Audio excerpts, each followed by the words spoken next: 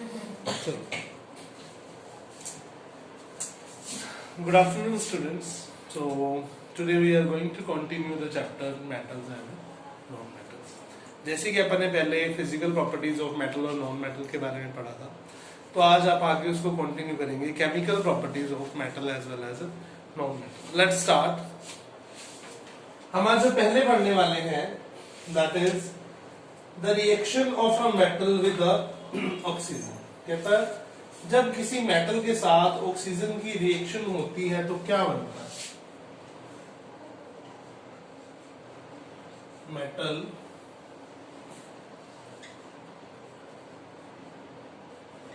Reacts with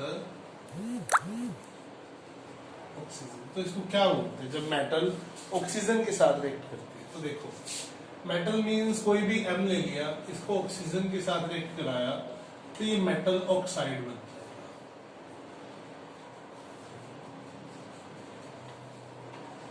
That forms a metal oxide या we can say metallic oxide. ठीक है. अब ये रिएक्शन होती कैसे वो देखिएगा. इसकी मैं एक एग्जांपल ले रहा हूं. ठीक है, मेरे पास Mg है. Mg मीन्स मैग्नीज या मैग्नीशियम. मैग्नीशियम है ना. तो Mg मीन्स मैग्नीशियम, जिसका एटॉमिक नंबर मेरे पास है 12, है ना. मैग्नीशियम का एटॉमिक नंबर 12 है. मींस इसके पास जो नंबर ऑफ इलेक्ट्रॉन्स है वो 2, 8, 2 है. यानी टोटल नंबर ऑफ 12 इलेक्ट्रॉन्स है. ठीक है. इसके आउटर मोस्ट शेल में कितने इलेक्ट्रॉन्स है? 2. Means having a tendency to lose the 2 electrons. Having tendency to lose the 2 electrons. ठीक है. तो ये कितने इलेक्ट्रॉन लूज करेगा? Mg 2 positive plus 2 electrons. ठीक है. ओके. अब इसके मैं मैकेनिज्म बता रहा हूं कि एक रिएक्शन होती कैसे, मेटल ऑक्साइड बनते कैसे. ठीक है जी. ओके, आगे की तरफ चलते हैं. अब मैं बात करता हूं ऑक्सीजन. ऑक्सीजन, ठीक है. ऑक्सीजन का एटॉमिक नंबर 2 and 6. यानी इसको अपना ऑक्टेट कंप्लीट करने के लिए कितने इलेक्ट्रॉन चाहिए? 2. क्योंकि ऑक्सीजन का एटॉमिक नंबर कितना है? 8. ऑक्सीजन का एटॉमिक नंबर 8 है तो 2 और 8 में डिवाइड होगी. इसे नियोन की कॉन्फ़िगरेशन में जाने के लिए कितने इलेक्ट्रॉन और चाहिए? 2 इलेक्ट्रॉन और चाहिए. एटलीस्ट 2 इलेक्ट्रॉन ही नीडेड, है ना. तो ये क्या करेगा, इसको मैं 2 इलेक्ट्रॉन दे देता हूं. ठीक है. जब मैंने इसको 2 इलेक्ट्रॉन दिए तो मेरे पास यहां पे क्या बना? O2 negative. O2 negative. अब इसकी ओवरऑल रिएक्शन देखते हैं क्या होगा. What will be the overall reaction. Opposite वाले तो ये कट जाएंगे, बाकी सारी टर्म्स को आप ज्वाइन कर देंगे. ठीक है. Mg plus O, that is Mg2 positive O2 negative. यानी ये चार्जेस क्या हो गए, इसके बैलेंस हो गए, है ना. तो इसको मैं क्या लिख सकता हूं? That is we can write it magnesium oxide. ठीक है. Magnesium oxide. यानी मैग्नीशियम ने 2 इलेक्ट्रॉन लिए, ऑक्सीजन ने 2 इलेक्ट्रॉन नहीं लिए. बट एक बात ध्यान रखना, यहां पर अकेला ऑक्सीजन कभी भी नहीं आता. ठीक है. तो इसको बैलेंस करते हैं इस इक्वेशन को. Mg के आगे 2 लगा दिया, ऑक्सीजन को भी 2 दे दिया, तो मेरे पास यहां पे क्या आ गया? 2. यहां पे भी क्या आ गया? ठीक है. Is it is balanced. तो इसकी ये बैलेंस्ड फॉर्म है, ये वाली जो. This is it's balanced. ठीक है. Is it clear? When a metal reacts with the oxygen, this is all about the mechanism. Students, if you want to know, then you can write it. Okay? Clear है ये बात? Everybody, it is clear to everyone. Now come to the next. Next है solubility of water. ठीक है. अब solubility of water क्या है, इसी को आगे कंटिन्यू करेंगे।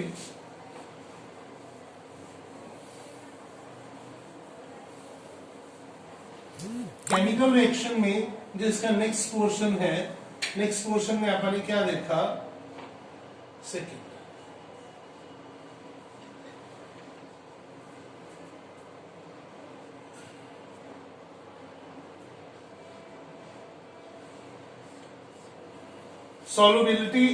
Solubility in water. पानी के बीच में जब मेटल ऑक्साइड्स रिएक्शन करते हैं पानी के साथ तो क्या होता है, ठीक है, लेट्स Na2, ठीक है, Na2 क्यों आया, क्योंकि सोडियम की टेंडेंसी कितनी है, एक इलेक्ट्रॉन देने की, और ऑक्सीजन की कितनी है, दो एक्सेप्ट करने की, तो दो सोडियम एक ऑक्सीजन के साथ रिएक्शन करते हैं, तो दैट्स मेटल ऑक्साइड। जब इसके बीच में वाटर का एडिशन होगा, ध्यान देना, फिर मैं वापस बोल रहा हूं, इसके बीच में जब वाटर का एडिशन होगा तो सीधा सा क्या बनेगा, 2 molecules of NaOH that forms metal hydroxide, यानी this is a base formation, ठीक है। जब भी मेटल ऑक्साइड हाइड्रोलाइज्ड होगा, मींस उसके बीच में वाटर का एडिशन होगा, ठीक है, तो हमारे पास क्या बनेगा, हमेशा बेसिक फॉर्मेशन होगी, बेस की फॉर्मेशन होगी, ठीक है जी। Is it clear to everyone, ठीक है। चलिए आगे चलते हैं, बेसिक और एम्फोटेरिक नेचर, ठीक है जी। मेटल ऑक्साइड के बारे में बोल रहा है, ठीक है, मेटल ऑक्साइड के बारे में बोल रहा है, कहता कॉपर ऑक्साइड के साथ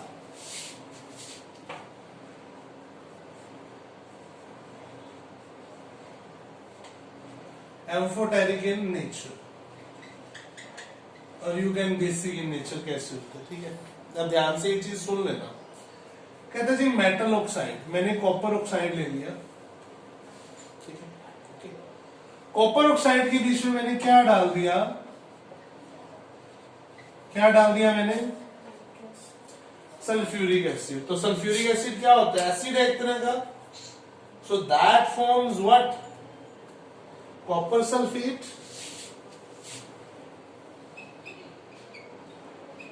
प्लस क्या आएगा, plus water, copper sulphate plus water molecule, this is what, salt, this is what, water. Is it clear to everyone, is it clear to everyone, ठीक है, ओके। आगे चलते हैं, sodium and potassium reacts with oxygen. हाँ, तो ये simple सी तो बात है, हम नहीं कर चुके हैं वैसे तो, सिंपल सी बात है, दोबारा से नहीं करेंगे। When the metal react with oxygen, that forms its oxide. Okay, come to the next topic, that is reaction of metal with water. Yes, reaction of metal with water. कहते हैं कि जब मैग्नीशियम वाटर के साथ reaction करता है तो magnesium hydroxide बनाता है,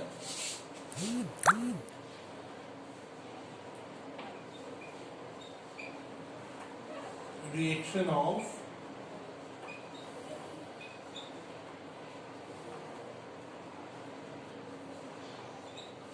एक अनदर रिएक्शन पॉइंट है, इसे नोट डाउन कर लीजिएगा, reaction of metal with water, ठीक है जी। Magnesium when reacts with the water molecule, ठीक है जी, okay, magnesium reacts with the water molecule that form magnesium hydroxide. Can we balance it, can we balance it, क्यों नहीं कर सकते, क्यों नहीं कर सकते, मुझे बता सकते हो आप, हाँ जी बताओ। 2 मॉलिक्यूल्स इसके ले लो, 4 हो गई, हाँ हो तो गया, ठीक है, 4 हाइड्रोजन, 2 ऑक्सीजन, 2 हाइड्रोजन निकल गए। So this is what, this is the reaction of a metal with the water, that forms a metal hydroxide. हम इसे डायरेक्ट इसकी ऑक्सीडेशन करके फिर इसके बीच में वाटर ऐड करके हम तो भी इसे कर सकते हैं। तो ये डायरेक्ट भी बनता है, दूसरे मेथोडोलॉजी से भी आप इसे प्रिपेयर कर सकते हैं। Got it? Is it clear? चलिए नेक्स्ट चलते हैं। Reaction of a metal with a dilute acid.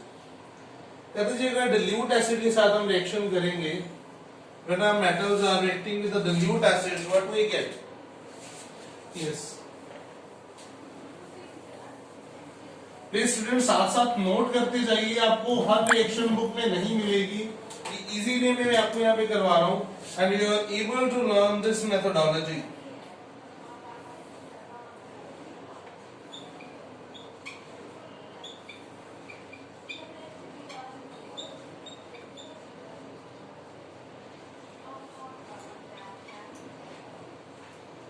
Dilute acid या डिल्यूट HCl की बात करते हैं, ठीक है। डिल्यूट एसिड के साथ रिएक्शन होगी तो क्या होगा? Potassium plus HCl, dilute DIL dot डाल लीजिए, ठीक है। डिल्यूट क्या होगा? क्या होगा? क्या बनेगा भाई?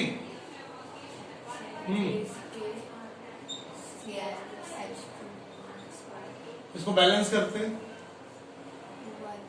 2KCl 2HCl 2K plus 2HCl होगी बैलेंस, ठीक है।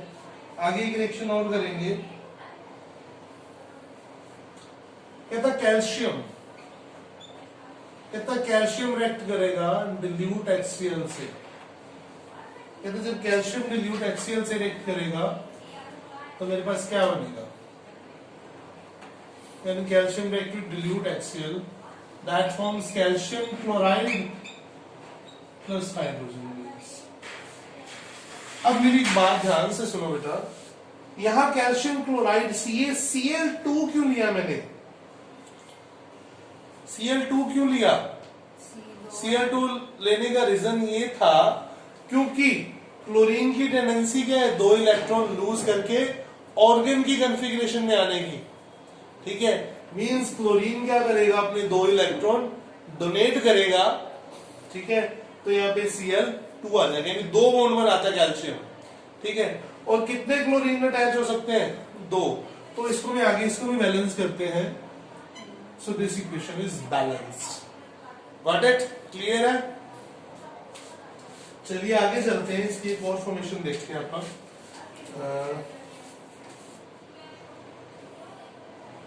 MgCl2 वाली भी सेम रिएक्शन है, बाकी इतना कोई डीप में जाने की जरूरत नहीं है।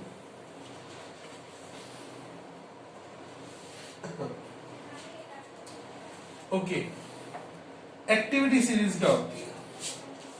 अब रिएक्शंस आएंगी सारी एक्टिविटी सीरीज के ऊपर।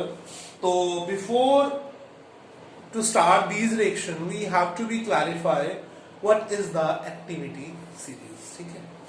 चलिए स्टार्ट करते हैं एक्टिविटी सीरीज। ओके, चलिए let's start the activity series. So what do you mean by the activity series?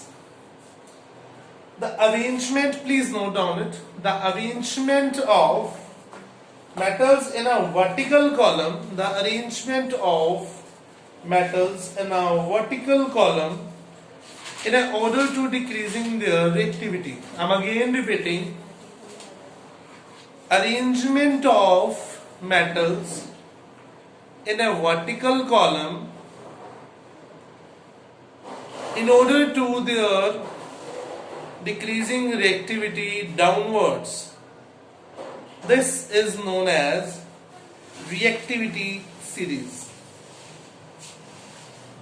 So what is the reactivity series? That is K,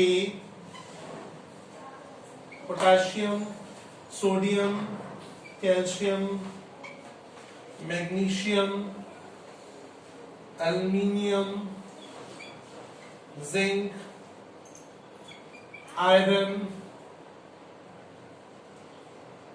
nickel,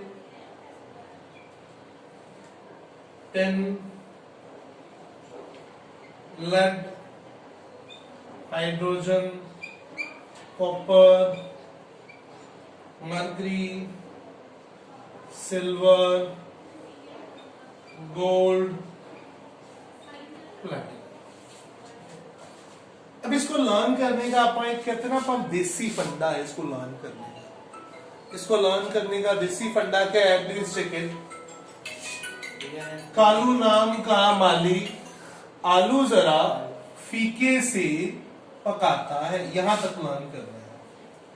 Kalu नाम का माली आलू जरा फीके से पकाता है, ठीक है, ओके। कालू नाम का माली आलू जरा फीके से पकाता है। चल हट आज आऊंगा तेरे पास। चल हट आज आऊंगा तेरे पास। इसको लर्न करने का अगला मेथड है, इस सीरीज तक का हो गया। कालू नाम का माली आलू जरा फीके से पकाता है। अब जो इसको है, चल हट आज आऊंगा तेरे पास, ठीक है, पास तेरे कर लीजिए। चल हट आज आऊंगा पास तेरे। लर्न करने का मेथड है, this is the reactivity series, you have to be learn this reactivity series by your own mean. So इसका मतलब क्या है कि अपवर्ड जाते हैं तो हमारी रिएक्टिविटी क्या होती है, इंक्रीज, और डाउनवर्ड आते हैं तो हमारी रिएक्टिविटी क्या होती है, डिक्रीज। अब इसमें एक चीज ध्यान रखना, रिएक्टिविटी एंड स्टेबिलिटी,